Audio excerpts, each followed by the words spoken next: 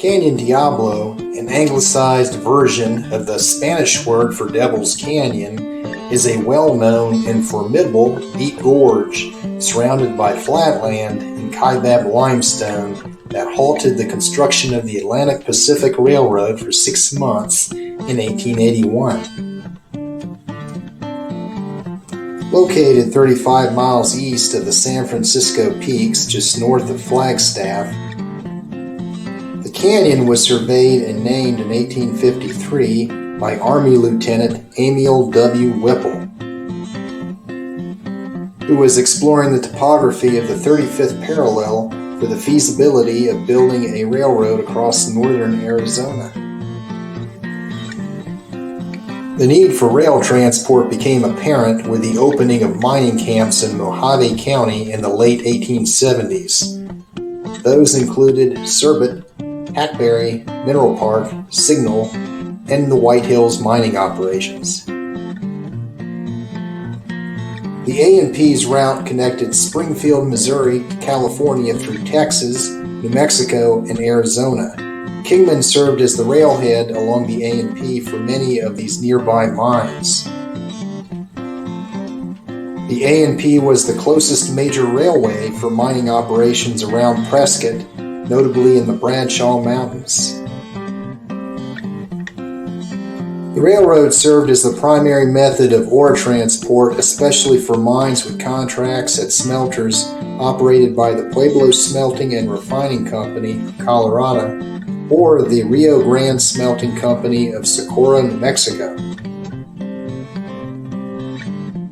3 notable bridges were built for the railroad at Canyon Diablo. The first in 1881 consisted of a 1-track with iron.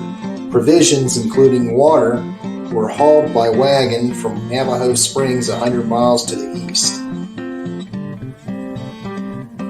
During the summer of 1881, stone cutters were requisitioned from as far as Chicago and St. Louis, crafting local rock into the bridge tower footing or pylon still evident today. The small ephemeral settlement of Canyon Diablo was built to serve the railroad. Consisting of a nearby telegraph office, it was notorious for a number of gunfights and robberies. It also served as a shipping point for wool from local sheep herders. Iron used in the construction of the bridge at Canyon Diablo was manufactured by the Central Bridge Works in Buffalo, New York. It required 20 rail cars to transport the structure in October 1881. The bridge came up several feet short, causing the need to import more material necessary for completion. The first trains to pass over the canyon occurred on July 1, 1882. The bridge measured 550 feet, crossing over a 225-foot deep basin. Finishing touches in the weeks that followed included the addition of a wood floor laid across the bridge, the installation of substantial iron railing, and the removal of scaffolding. The overall product consisted of 11 spans with 2 measuring 100 feet in length. 2 more measured 30 feet in length, while the other 7 spans measured 40 feet in length. The total cost was $250,000. No doubt intimidating was the first bridge's light timbered appearance. The maximum speed of the passenger cars across its rails was 4 miles per hour, 20 miles per hour less than the standard maximum. The site was also the scene of the infamous train robbery that occurred at Canyon Diablo Station in 1889. An eastbound passenger train had stopped to lubricate the driving mechanism of the locomotive when a group of 4 men with 6-shooters held up their travels. The bandits made off with $800, leaving a safe containing $125,000 behind. They were later captured by a small posse led by the famous sheriff of Yavapai County, Bucky O'Neill, southeast of Beaver, Utah. The A&P was acquired by the Atchison, Topeka, and Santa Fe Railway Company in 1897. By 1900, the bridge was replaced with a structure of more sturdy manufacture to handle the greater weight of locomotives and rail cars.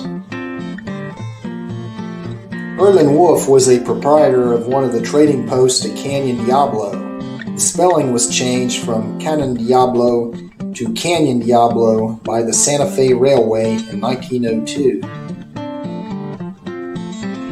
Constructed under the oversight of system bridge engineer Clifford Sandberg, the double-track steel arch bridge seen today was completed in 1947. Its length is 544 feet, while its arch measures 300 feet. The bridge is heavily used today by trains averaging 50 miles per hour. Railroad marbles are also found at the base of Canyon Diablo. These marbles came off the trains crossing the bridge and were destined to be used in the process developed in the 1930s to manufacture fiberglass. Containers bearing railroad spikes were also found nearby,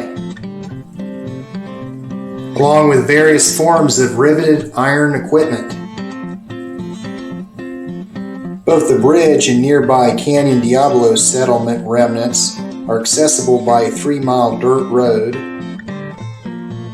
north of Two Guns off Interstate 40.